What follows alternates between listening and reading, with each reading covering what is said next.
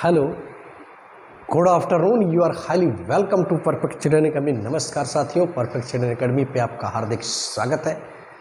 Human physiology के बहुत ही महत्वपूर्ण चैप्टर की बात आज हम लोग कर रहे हैं। हमने देखा है कि डाइजेशन एंड एब्जॉर्प्शन, इसमें 2 लेक्चर हमने डिलीवर किया है।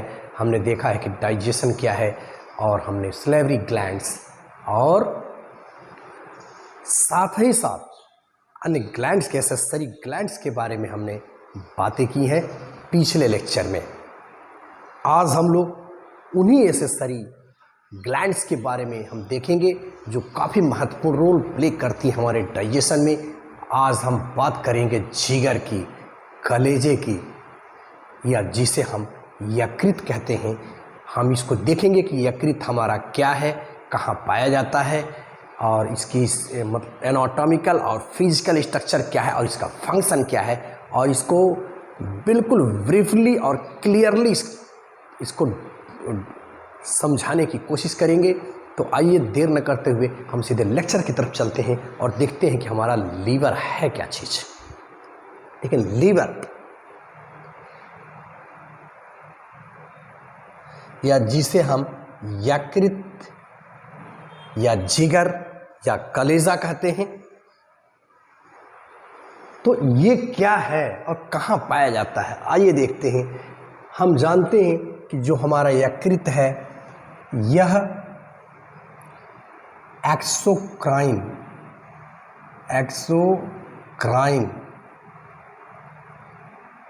ग्लैंड है, और साथ ही साथ यह भी जान लीजिए कि यह largest exocrine glands of the body, यानी हमारे शरीर की सबसे बड़ी ग्रंथि है, एक्सोक्राइन ग्लैंड है। ये बात ध्यान रखिएगा, हमारे शरीर की सबसे बड़ी एक्सोक्राइन ग्लैंड्स है। और ये कहाँ पाई जाती है, अभी इसको हम देखते हैं। ये हमारी, इसका लोकेशन आप देखेंगे, लोकेशन क्या होगी, डायाफ्राम के ठीक नीचे। यहाँ देखें आप, यहाँ हमने दिखाया है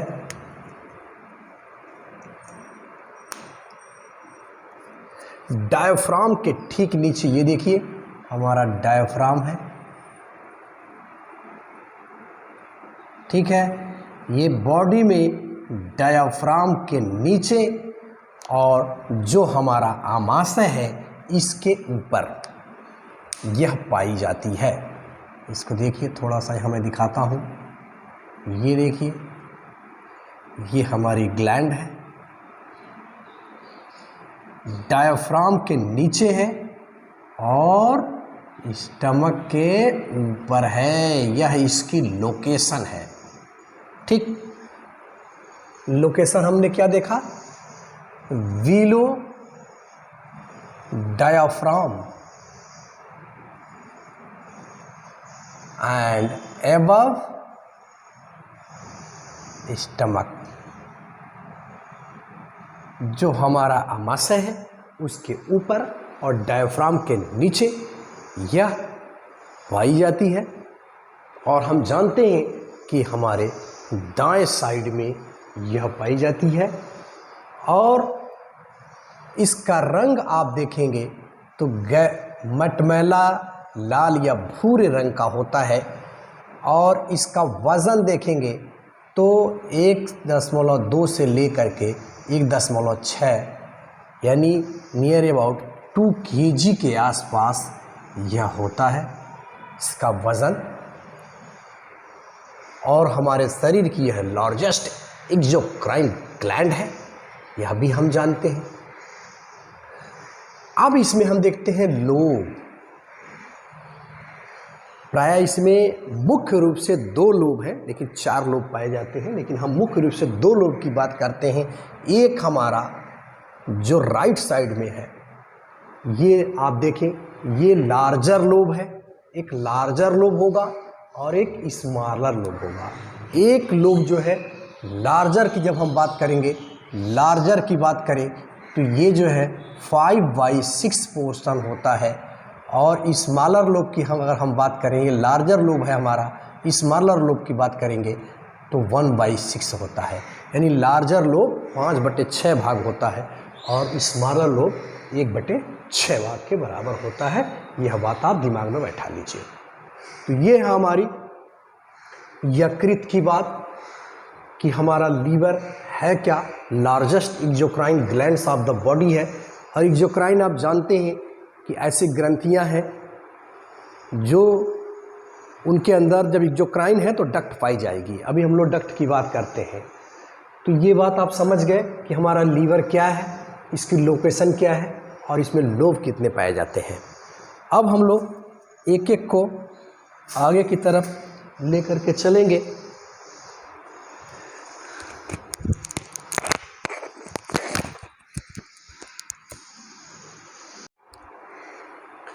अब आइए हम देखते हैं कि ये हमारा लीवर कहाँ वर्जिनली सिचुएटेड है। देखिए, ये हमारा लीवर है, ये हमारा आमाशय है,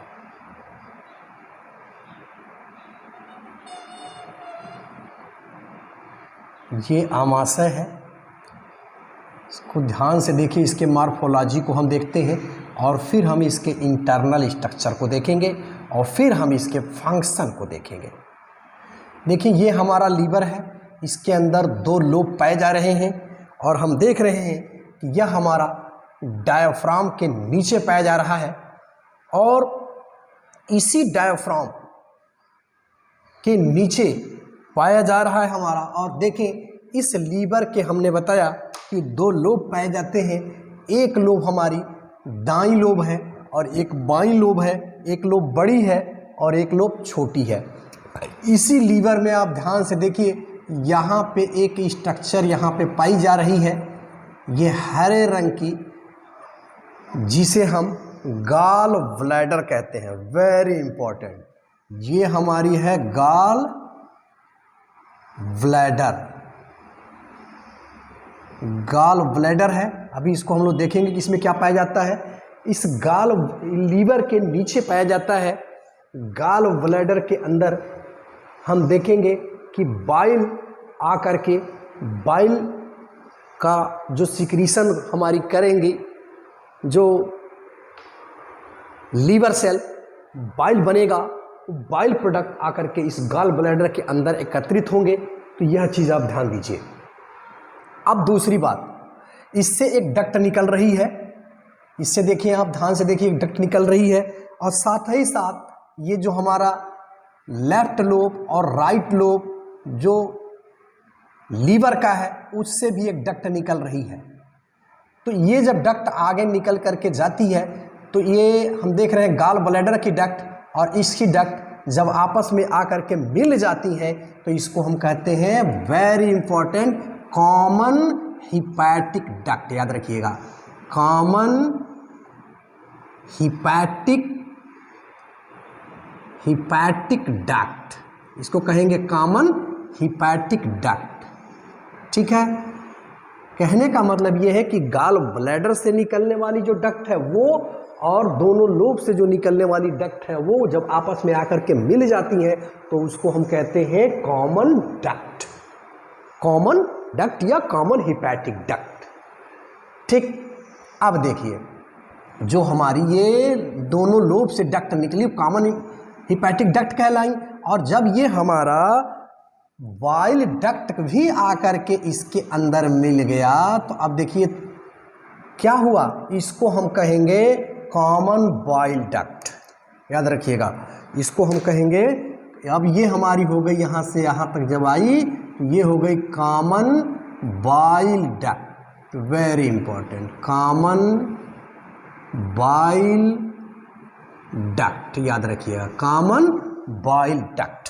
अब देखिए, एक चीज़ और ध्यान दीजिए, कई बार यह पूछा गया है कि जो गॉल ब्लैडर की डक्ट है उसका नाम क्या है, तो उसे भी याद कर लेना भाई। गॉल ब्लैडर की डक्ट को हम कहते हैं cystic duct. Very important, cystic duct. याद रखिएगा, गॉल ब्लैडर की डक्ट को हम सिस्टिक डक्ट कहते हैं और जो लीवर की जो डक्ट आ रही है लेफ्ट लोब से और राइट लोब से उसको हम कॉमन हिपैटिक डक्ट कहते हैं। अब जब ये कॉमन जब आ करके सिस्टिक डक्ट और कॉमन हिपैटिक डक्ट जब आ करके आपस में मिल जाती हैं तो इसको हम कॉमन बाइल डक्ट के नाम से भी जानते हैं। इस बात को याद रखिएगा। अब हम लोग आगे बढ़ते हैं। अब देखिए, ये जब डक्ट यहाँ से चली है तो ये अब आगे की तरफ बढ़ती है और ये आकर के देखें कहाँ मिल रही है, इसी हमारे स्टमक के नीचे आप देखें, यानी इधर यहाँ पे एक और ऑर्गन सिचुएटेड है जिसे हम कहते हैं पैंक्रियाज। ये देखिए, ये लीफ लाइक स्ट्रक्चर है, ये हमारा हो गया पैंक्रियाज। अब इस पैंक्रियाज में देखिए, इसके अंदर भी डक्ट पाई जाती हैं। इसके हम देखेंगे कि कैसे, इसको अग्नाशय भी कहते हैं, पैंक्रियाटिक जूस इससे सिक्रीट होगा, इसको अलग से हम देखेंगे। तो इस पैंक्रियाज के अंदर भी डक्ट होती हैं और इसको हम कहते हैं, ये देखिए जो डक्ट है इसको हम कहेंगे pancreatic duct. Very important, pancreatic duct, याद रखिएगा, पैंक्रियाटिक डक्ट। ठीक है, ये भी आपको मालूम हो गया। अब देखिए, इस डक्ट से भी ये पतली पतली अन्य डक्ट भी, यानी पैंक्रियाटिक डक्ट से भी ये पतली पतली डक्ट निकली रहती हैं। तो इसका एक नाम है duct of Wilson. Very important, ये वीर है भाई, इसीलिए इनको नाम दे दीजिए डक्ट ऑफ विल्सन। ठीक, तो ये बात आप समझ गए। अब हम देखते हैं कि ये डक्ट जो आई है और ये पैंक्रियाटिक डक्ट है, और यानी हिपैटिक पोर्टल से जो डक्ट आई, ये पैंक्रियाटिक डक्ट आई। अब ये आकर के यहाँ पे मिलती है, यहाँ पे जा कर के मिलती है, इसीलिए इसका नाम है hepato pancreatic duct. Very important, इसको यानी हिपैटिक पोर्शन से जो लेकर के आई वो, और ये पैंक्रियाट की जो लेकर आई, इसको हम कहते हैं हिपैटो पैंक्रियाटिक डक्ट। याद रखिएगा, हिपैटो पैंक्रियाटिक डक्ट। ठीक, अब देखें हिपैटो पैंक्रियाटिक डक्ट, अब यह जो है जब ये मिल जाती है तो ये आगे की तरफ थोड़ा सा यहाँ पे बढ़ती है। ये हम देख रहे हैं इंटेस्टाइन, जो हमारी स्मॉल इंटेस्टाइन है, इस साइड में आती है, इसीलिए इसका नाम हम देते हैं हिपैटो पैंक्रियाटिक अम्पुला। याद रखिएगा, हिपैटो पैंक्रियाटिक एम्पुला। ठीक, ये भी याद रहेगा। और यह एम्पुला आकर के हमारे स्मॉल इंटेस्टाइन में यह खुलना चाहती है, तो यहाँ पर भी आप देखेंगे एक स्फिंक्टर लगा होता है यहाँ पे। इस स्फिंक्टर को हम नाम एक देते हैं sphincter of Oddi. Very important, sphincter of Oddi, याद रखिएगा, ओडाई। ठीक है, स्फिंक्टर ऑफ ओडाई। तो ये हमारी एक जनरल सी बात है। हम देख रहे हैं कि डायफ्राम के नीचे हमारा लीवर है, 2 लोब में है, उससे 2 डक्ट निकल रही हैं। फिर हमारा ये गॉल ब्लैडर है, उससे डक्ट निकल रही, इसको सिस्टिक डक्ट कहते हैं। ये दोनों आपस में मिल जाती हैं तो कॉमन वो हिपैटिक डक्ट को हम यानी कॉमन हिपैटिक डक्ट कहते हैं, दोनों मिलती हैं। फिर ये हमारा ये गॉल ब्लैडर की डक्ट मिलती है, इसको सिस्टिक डक्ट कहते हैं। फिर ये दोनों आपस में जब मिल जाती हैं तो कॉमन, इसको हम कॉमन बाइल डक्ट कहते हैं। और फिर ये आगे की तरफ आती है तो पैंक्रियाज में आती है, और पैंक्रियाज की डक्ट को हम पैंक्रियाटिक डक्ट कहते हैं। पैंक्रियाज के डक्ट के अंदर भी आप देख रहे हैं तमाम ये डक्ट निकली हुई हैं, जिसको डक्ट ऑफ विल्सन कहते हैं। और फिर ये पैंक्रियाज, ये आगे चल करके देखते हैं ये बन जाती है हिपैटो पैंक्रियाटिक डक्ट, और यहाँ पे स्फिंक्टर पाया जाता है, इसे स्फिंक्टर ऑफ ओडाई के नाम से जानते हैं। और ये हमारी हो गई हिपैटो पैंक्रियाटिक एम्पुला के नाम से इसको जानते हैं। तो ये एक हमारा एक मतलब जनरल सा एक स्ट्रक्चर दिखाई दिया। तो ये इसे हम कहेंगे लीवर की पोजीशन और कहाँ पे स्थित है, इन सारी चीज़ों के बारे में हम लोगों ने बातें की। अब हम देखते हैं कि जनरली होता क्या है। जनरली आप जानते हो कि जनरल सी जो बात है, पिछले लेक्चर में हमने ब्लड सर्कुलेशन पढ़ाते समय बताया था कि जनरल में होता क्या है। जनरल में ये होता है कि जो हमारी ये आर्टरी है, जो आरिकल है, आप जानते हैं कि 2 आरिकल पाए जाते हैं। तो इस हमारे हार्ट के अंदर 2 आरिकल पाए जाते हैं। एक हम इसको राइट एट्रियम और इसको जो है हम लोग लेफ्ट एट्रियम कहते हैं। ये बात आप जानते हो। और ये राइट वेंट्रिकल है और ये हमारा लेफ्ट वेंट्रिकल है।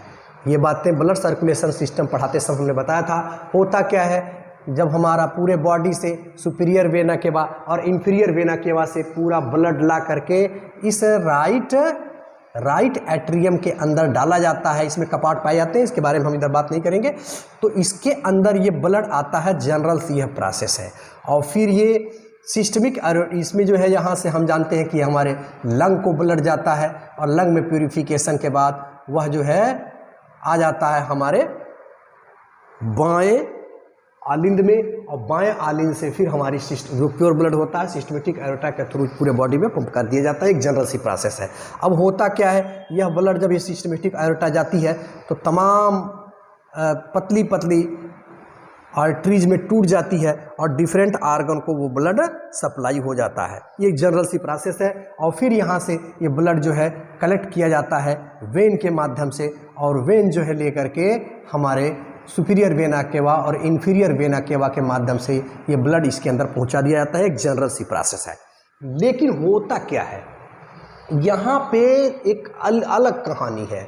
यहाँ पे क्या होता है कि जो ये सिस्टमिक आयोर्टा आई हुई है, अब देखेंगे कि चूँकि हमारा ये डाइजेस्टिव पार्ट है, डाइजेशन इसी के अंदर होना है, तो अब इसके अंदर जब डाइजेशन होता है तो वह डाइजेस्टिव जो मटेरियल है, जो न्यूट्रिएंट्स हैं, उसको भी प्रत्येक बॉडी के सेल को चाहिए और वो ब्लड में जाएगा। तो ब्लड के माध्यम से ही वो बॉडी के प्रत्येक पार्ट को मिलेगा। इसीलिए आप देखेंगे कि बड़ी महत्वपूर्ण बात है, यहाँ से जो ब्लड कलेक्ट किए जाते हैं, यानी पैंक्रियाज से, ये देखिए पैंक्रियाज से, स्टमक से, ये सारे ब्लड होना ये चाहिए कि पैंक्रियाज का और स्टमक का ब्लड जो है सुपीरियर वेना केवा या वेना केवा नसों के माध्यम से, जो वेन है उनके माध्यम से हमारे राइट ऑरिकल में चले जाना चाहिए था। लेकिन ऐसा नहीं होता। यहाँ पे अजीब कहानी है। कहानी यह है कि पैंक्रियाज का और स्टमक का ब्लड डायरेक्ट जो है सुपीरियर वेना केवा के थ्रू, यानी हमारे राइट ऑरिकल में ना जा करके यह ब्लड सीधे जाता है लीवर को जाता है। बहुत ही महत्वपूर्ण बात बता रहा हूँ। पैंक्रियाज का जो ब्लड कलेक्ट किया जा रहा है, यहाँ से मान लीजिए ये हमारा पैंक्रियाज है, ये पैंक्रियाज है और ये स्टमक है। तो ये ब्लड जो है, पैंक्रियाज का ब्लड और स्टमक का ब्लड, ये सब कलेक्ट करके हमारे लीवर को जाता है। लीवर सेल जो है इसको यूटिलाइज करती हैं, क्योंकि डाइजेशन के जो डाइजेशन हुआ है उसके न्यूट्रिएंट्स जो हैं, उन न्यूट्रिएंट्स को लीवर सेल एब्जॉर्ब करती हैं। ये बड़ी मार्के की बात है। और एब्जॉर्ब करने के बाद चूँकि इसमें कार्बन डाइऑक्साइड की मात्रा भाई कम ज़्यादा है और ऑक्सीजन की मात्रा कम है, तो आप स्वयं सोचो कि जब ऑक्सीजन इसको नहीं मिलेगी, क्योंकि इसको भी तो ऑक्सीजन की ज़रूरत है, ये तो अपना ऑक्सीजन यूटिलाइज किए हैं, अपना काम किए हैं स्टमक के अंदर भी और पैंक्रियाज के अंदर भी, और इनका तो अपना काम हो गया। लेकिन अब ये अपना ब्लड आर्टरी के वेन के माध्यम से कलेक्ट करके लीवर को चला गया। लीवर ने एक चीज़ बड़ा महत्वपूर्ण है कि उसके अंदर जो उस ब्लड के अंदर जो न्यूट्रिएंट्स था उसको तो ले लिया भाई, इसमें तो कोई दिक्कत नहीं है। लेकिन एक चीज़ अब इसको नहीं मिल रही, ऑक्सीजन नहीं मिल रही है। तो इसीलिए आप देखेंगे ऑक्सीजन न मिलने के कारण इसको दिक्कत हो सकती है। तो प्रकृति ने गजब की व्यवस्था ऊपर वाले की देखिए किया है। उसने ये क्या किया है कि ये जो हमारी सिस्टमिक आर्योटा है, इसी में से एक वेन एक आर्टरी, सॉरी वेन कह रहा हूँ, एक स्पेशल आर्टरी उसने इस यकृत को दे दिया है, जिसको हम हिपैटिक आर्टरी कहते हैं। ये भी याद रखिएगा, ये हमारी क्या हो गई, हिपैटिक आर्टरी हो जाती है, या स्पेशली जो है यानी ये ब्लड अब इसको सप्लाई किया जाता है इस तरह से, यहाँ से जो वेन है उनसे न्यूट्रिएंट्स ले लेता है और इसको हिपैटिक जो आर्टरी है वो ब्लड सप्लाई कर देती है। इस तरह से हमारा जो लीवर है वो फंक्शन करता है। अब हम लोग देखेंगे लीवर की एनाटॉमी को।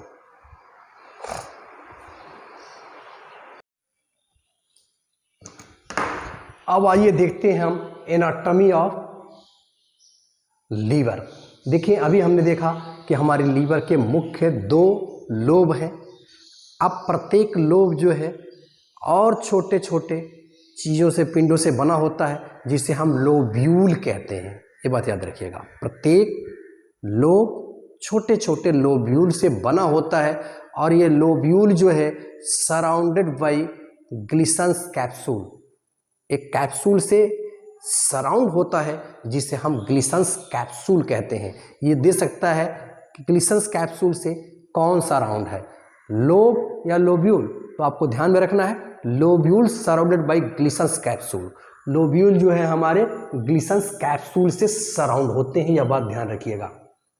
अब ये लोब्यूल है क्या, lobule is the functional unit of lobe, यानी फंक्शनल यूनिट है, यही कार्यात्मक इकाई है, इन्हीं से कार्य संपादित होना है।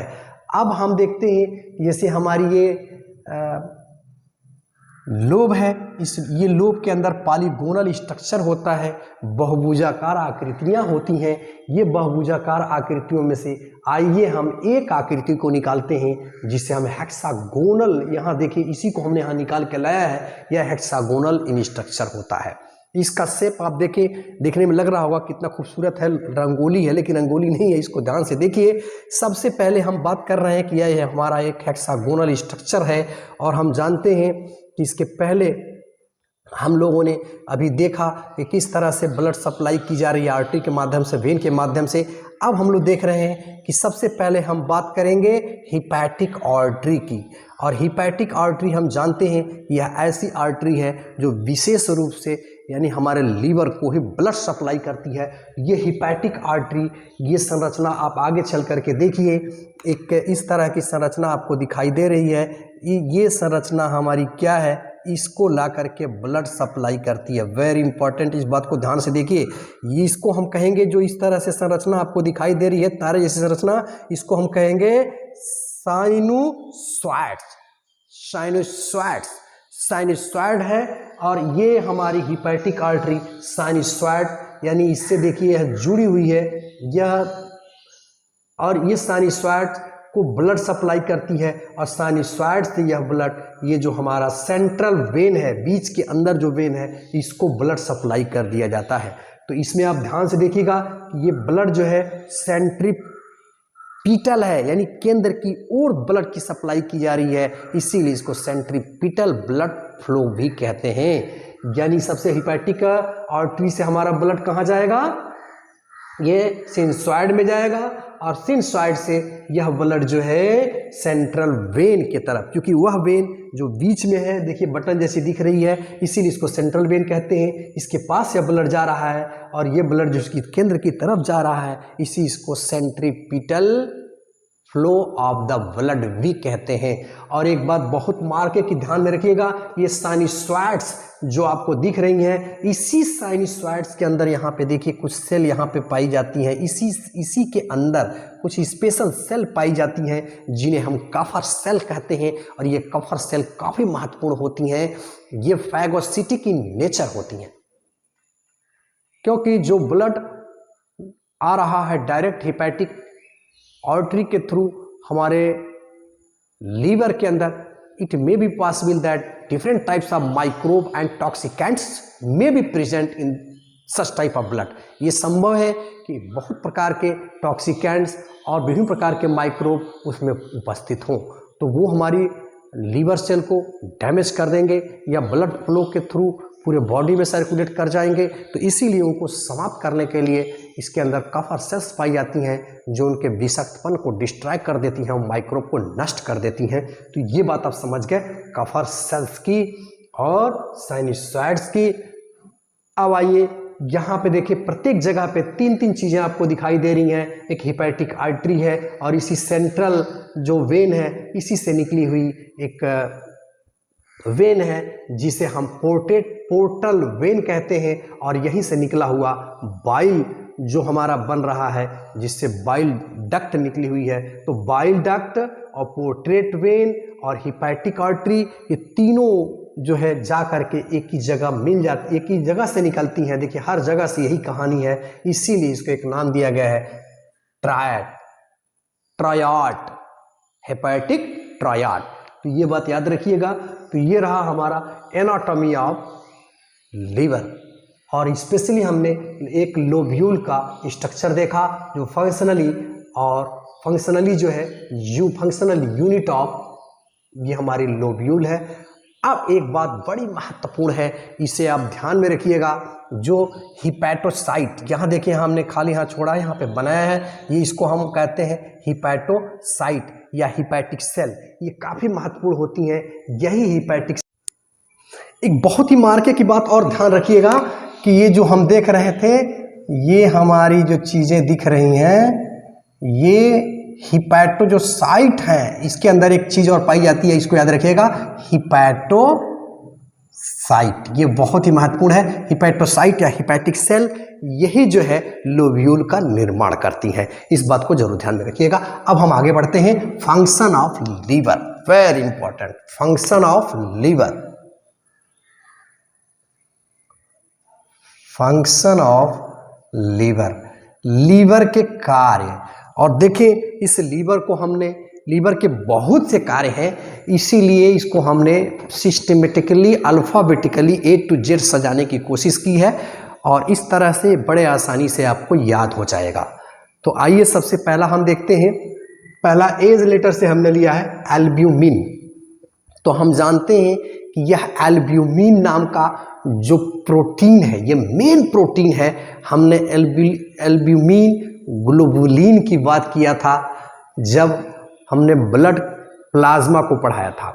तो आप देखेंगे एल्ब्यूमिन नाम का जो प्रोटीन है यह लीवर के अंदर ही, वहाँ पढ़ाया था हमने, यह लीवर के अंदर ही बनता है, और यह एल्ब्यूमिन नाम का प्रोटीन काफ़ी महत्वपूर्ण रोल प्ले करता है, यानी ऑस्मोटिक बैलेंस को, ऑस्मोटिक जो बैलेंस है वो बनाए रखता है। यानी हमारे ब्लड के, हमारे कैपिलरी के अंदर, हमारे सेल के अंदर जो ब्लड है उसकी मात्रा स्थिर रहती है। उसके अंदर से अगर ये पानी बाहर निकल जाएगा तो जा करके जो टिश्यू है उसमें एकत्रित हो जाता है और सूजन हो जाता है, स्वेलिंग हो जाती है, ओडिमा हो जाता है। यानी ऑस्मोटिक बैलेंस को यह एल्ब्यूमिन मेंटेन किया रहता है, और यही एल्ब्यूमिन जो है हमारे लीवर सेल के द्वारा बनाई जाती है। तो ये पहला काम आप याद रखिएगा। आगे दूसरा, बाइल जूस। जो हमारी लीवर सेल है वही बाइल जूस का भी सिक्रीशन करती हैं। अभी हम लोगों ने देखा कि किस तरह से गाल ब्लैडर के अंदर वो बाइल प्रोडक्ट जाकर के एकत्रित हो गए थे। ये बाइल जूस सिक्रीट करती हैं, और बाइल जूस में आप जानते हैं कि यह हमारे भोज्य पदार्थ के मीडियम को जो है बेसिक बना देता है। इसका pH 7.62 लेकर के 7.7 तक होता है। और इस बाइल जूस के अंदर क्या क्या चीज़ें पाई जाती हैं, आइए इसको देखते हैं। बाइल साल्ट पाए जाते हैं, जैसे सोडियम कार्बोनेट है, या ग्लाइकोलेट है, या टेरोकैलेट है, ये बाइल साल्ट पाए जाते हैं। और साथ ही साथ वेरी इंपॉर्टेंट चीज़, इसके अंदर जो बाइल पिगमेंट होते हैं, बिलिरुबिन और बिलिवर्डिन। आप जानते हैं कि यह जो हमारा आरबीसी है उसके डिस्ट्रक्शन से जब वो बूढ़े हो जाते हैं, तो जब किल कर दिए जाते हैं कुफर सेल के द्वारा, तो जब वो नष्ट हो जाते हैं तो बिलिरुबिन और बिलिवर्डिन नाम के ये पिगमेंट जो है बाइल पिगमेंट होते हैं। तो इस बात को ध्यान में रखिएगा। नेक्स्ट काम की तरफ हम चलते हैं, डीएमिनेशन ऑफ प्रोटीन। इसमें क्या होता है, जो प्रोटीन का हमारा प्रोडक्ट है उस प्रोटीन के अंदर जो अमीनो एसिड होते हैं उस अमीनो एसिड को ब्रेक किया जाता है पायरुविक एसिड में और अमोनिया में। इसको हम डीएमीनेशन ऑफ प्रोटीन कहते हैं और इसके माध्यम से यह जो है कम टॉक्सिकेंट में कन्वर्ट कर दिया जाता है। तो ये बात याद रखिएगा। नेक्स्ट काम की तरफ हम चलते हैं, डिटॉक्सिफिकेशन। हमने अल्फाबेटिकली इसको सजाया है डिटॉक्सिफिकेशन, यानी हमारे जो लार्ज इंटेस्टाइन है उसके अंदर आप देखेंगे डिफरेंट टाइप्स ऑफ बैक्टीरिया पाए जाते हैं और विभिन्न प्रकार के वो टॉक्सिकेंट्स रिलीज करते हैं, जैसे कार्बोनिक एसिड है या स्केटॉल है। ये सब चीज़ें जो है हमारे बॉडी के लिए हानिकारक होती हैं, तो यही हमारी लीवर सेल जो है उनको डिटॉक्सिफाई कर देती है, न्यूट्रलाइज कर देती है। तो इस बात को ध्यान में रखिएगा। नेक्स्ट हम चलते हैं डिस्ट्रक्शन ऑफ आरबीसी। हम जानते हैं कि जो हमारी आरबीसी होती हैं, रेड ब्लड कॉर्पसेल्स होती हैं, उनकी जो लाइफ स्पान होती है 120 डे की होती है, 120 दिन जिंदा रहते हैं। तो जब वो बूढ़े हो जाते हैं या उनकी शेप डिस्टर्ब हो जाती है तो हमारे बॉडी के अंदर जो ऑक्सीजन का कैरी अप करना है हीमोग्लोबिन के थ्रू वो सही ढंग से नहीं हो पाता है। ऐसी सेल को आप जानते हैं कि हमारी ये कुफर सेल डिस्ट्रॉय कर देती हैं, नष्ट कर देती हैं। और जब ये नष्ट होती हैं तो इन्हीं से जो है हमारा बिलिरुबिन और बिलिरुबिन ये पिगमेंट भी बन जाते हैं। ये बात को आप ध्यान में रखिएगा। तो ये रहा destruction of RBC, red blood corpuscles का। नेक्स्ट एक्सक्रीशन, हमारे बॉडी के अंदर जो एक्सक्रीटिव प्रोडक्ट हैं उनके एक्सक्रीशन में यानी टॉक्सिकेंट्स को डिटॉक्सिफाई करके, यानी जैसे अमोनिया है उसको यूरिया में कन्वर्ट कर देती है जो कम टॉक्सिकेंट होता है। इस तरह से हमारे एक्सक्रीशन में भी महत्वपूर्ण रोल प्ले करती है। इस बात को ध्यान में रखिएगा। और इसी तरह से एंजाइम, विभिन्न प्रकार के जो एंजाइम जो है इसके अंदर सिंथेसाइज किए जाते हैं और वो एंजाइम हमारे भोज्य पदार्थ को पचाने में काफ़ी महत्वपूर्ण रोल प्ले करते हैं। इस बात को ध्यान में रखिएगा। Next point, fat. तो हम देखते हैं जो सिंथेसिस ऑफ फैट भी हमारे लीवर सेल करती हैं। इसमें क्या होता है, जैसे हमें ज़रूरत पड़ती है, फैट की भी ज़रूरत पड़ती है, तो हमारे बॉडी के अंदर आवश्यकता से अधिक ग्लूकोज है तो उस ग्लूकोज को ये हमारी सेल क्या करती हैं, फैट में सिंथेसाइज कर देती हैं। और ये जब वो फैट में सिंथेसाइज हो जाता है, ग्लूकोज हमारा फैट के अंदर बदल जाता है बाय लीवर सेल, वो हमारी सेबिन एडिपोज टिश्यू के अंदर संग्रहित कर दिया जाता है कि जहां हमको एनर्जी की ज़रूरत पड़ती है वो इससे काम लिया जाता है। नेक्स्ट पॉइंट की तरफ हम चल देंगे। अब हम चलते हैं एफ के बाद जी की बात। तो जी में हम तीन चीज़ें देखेंगे, ग्लाइकोजिनेसिस और ग्लूकोजिनेसिस, ग्लाइकोजिनेसिस और ग्लूकोनियोजिनेसिस। ये तीन टॉपिक बहुत ही महत्वपूर्ण है। आइए एक एक करके हम देखते हैं। पहला हमारा है ग्लूकोजिनेसिस।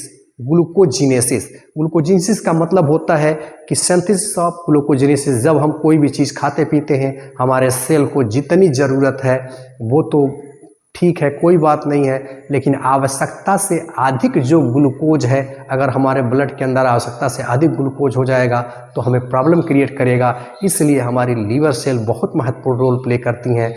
उस आवश्यकता से अधिक ग्लूकोज को ग्लाइकोजन में बदल करके संचित कर लेती हैं।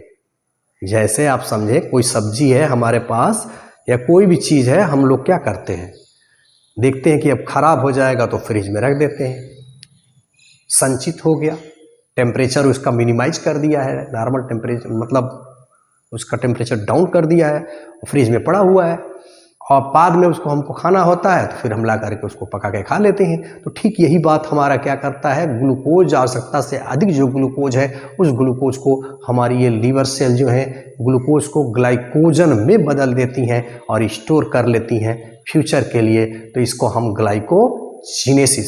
ग्लूकोजिनेसिस कहते हैं। ठीक, ये बात आप समझ गए। अब इसी का उल्टा चलिए, ग्लाइकोजिनेसिस। अब कभी कभी यह होता है कि हम मान लीजिए कई दिन भूखे रह गए, हम खाना नहीं खाए, हमें कोई समस्या आ गई तो भोजन नहीं मिल पाया तो हमारे बॉडी के अंदर ग्लूकोज की कमी हो जाएगी। तो वही जो ग्लाइकोजन संचित है हमारे लीवर सेल के अंदर, उस ग्लाइकोजन को ग्लूकोज में पुनः कन्वर्ट कर दिया जाता है। इस तरह से हमारे बॉडी की सेल को एनर्जी मिलती रहती है। इसीलिए आप देखते हैं कि आदमी कई दिनों तक खाना नहीं खाता है फिर भी जिंदा रहता है, वो मरता नहीं है। तो ये बात आप ध्यान रखिएगा। Next point, gluconeogenesis, very important, gluconeogenesis. ये ग्लूकोनियोजिनेसिस क्या है? तो ये तो ग्लूकोज हो गया, ग्लूकोजिनेसिस, ग्लाइकोजिनेसिस और ग्लूकोनियोजिनेसिस, ये क्या है? आइए देखते हैं जनरली क्या होता है। हमारी बॉडी ग्लूकोज को ग्लाइकोजन में या ग्लाइकोज को ग्लूकोज में कन्वर्ट कर देती है, तो ये तो बड़ी आसान सी बात है। लेकिन कई बार ऐसा होता है कि हमें ग्लूकोज नहीं मिला, तब ग्लूकोज से हम ग्लाइकोजन में कैसे बनाएं या ग्लाइकोजन को ग्लूकोज में कैसे कन्वर्ट करें? तो हमारी बॉडी एक नया सिस्टम अपनाती है। जो प्रोटीन है, स्पेशली हम जानते हैं अमीनो एसिड्स के बने होते हैं, और जो फैट है, ग्लिसरॉल है या फैटी एसिड है, उनको अभी क्या करती हैं? घुमा करके, तोड़ करके, इनके अंदर ऐसी कैपेसिटी है कि उनको ग्लूकोज में कन्वर्ट कर लेती हैं। तो इससे आप अंदाज़ा लगा सकते हैं कि हमारी लीवर कितनी महत्वपूर्ण है। तो ये चीज़ें आप समझ गए। नेक्स्ट हम चलते हैं heparin, synthesis of heparin. Heparin नाम का प्रोटीन जो है हमारे बॉडी के अंदर ये बनता है, और आप जानते हैं कि ब्लड क्लॉटिंग में काफ़ी महत्वपूर्ण रोल प्ले करता है। और जब तक हमारे धमनियों के अंदर या शिराओं के अंदर जो ब्लड का प्रवाह होता रहता है, ये हिपैरिन की ही देन है कि वो ब्लड क्लॉट नहीं करता है। लेकिन जैसे ही हमारे बॉडी का कट ऑफ होता है और जब एयर के कांटेक्ट में आता है, तो आप जानते हैं कि ब्लड क्लॉटिंग में भी महत्वपूर्ण रोल प्ले करता है। तो इस तरह से हमारी लीवर सेल जो है ब्लड क्लॉटिंग फैक्टर को भी उत्पन्न करने में काफ़ी महत्वपूर्ण रोल प्ले करती हैं। इस बात को ध्यान में रखिएगा, नहीं तो हमारी ब्लड क्लॉट भी नहीं हो पाएगी। कट जाने के बाद सारा ब्लड बाहर चला जाएगा। तो ये बात आप समझ गए यस से। और इनऑर्गेनिक जो सब्सटेंसेज हैं, यानी अकार्बनिक पदार्थ भी हमारी लीवर सेल सिंथेसाइज करती है, उसको स्टोर करती है। जैसे आयरन है, तांबा है, इन चीज़ों को हमारी लीवर सेल स्टोर करके रखती है फ्यूचर के काम के लिए। नेक्स्ट बात, प्रोटीन, वेरी इंपॉर्टेंट। ब्लड की जो प्रोटीन है, जैसे प्रोथ्रोम्बिन, फाइब्रोनेजिन, आप जानते हैं कि प्रोथ्रोम्बिन और फाइब्रोनेजिन ये ब्लड क्लॉटिंग प्रोटीन है। ये हमारे लीवर सेल में ही बनाई जाती हैं। जब हमारा कहीं कट लग जाता है, ब्लड बाहर निकलता है, तो यही प्रोथ्रोम्बिन या फाइब्रोनेजिन नाम के प्रोटीन जो है ऑक्सीजन के कांटेक्ट में आकर के हमारे ब्लड की क्लॉटिंग में महत्वपूर्ण रोल प्ले करते हैं। तो इस तरह से आप कह सकते हैं कि हमारी लीवर जो है एक तरह से ब्लड क्लॉटिंग में भी महत्वपूर्ण रोल प्ले करती है। Next point, urea. हम जानते हैं कि हमारे बॉडी के अंदर जो प्रोटीन का पाचन हुआ है या अन्य जो नाइट्रोजनस सब्सटेंसेज हैं, अमीनो एसिड वगैरह हैं, उनसे जो चीज़ें निकली हुई हैं, अमोनिया निकली हुई है, वो हम जानते हैं कि वो विषाक्त है, हमारे शरीर को लिए नुकसान पहुंचा देगी। तो इसलिए हमारे लीवर सेल के अंदर जो कार्बन डाइऑक्साइड है उनसे वो मिलता है, और लीवर सेल जो है उसको कन्वर्ट कर देती हैं यूरिया में, और इस तरह से वह कम टॉक्सिकेंट हो जाता है और हमारे बॉडी से रिमूव कर दिया जाता है। तो ये रहा brief description about liver, its physiology, anatomy and function. मुझे उम्मीद है कि लेक्चर आपको पसंद आया होगा। इस चैनल पर आप नए हैं तो चैनल को सब्सक्राइब करें, लाइक करें और कमेंट करना बिल्कुल ना भूलें। Thanks for watching.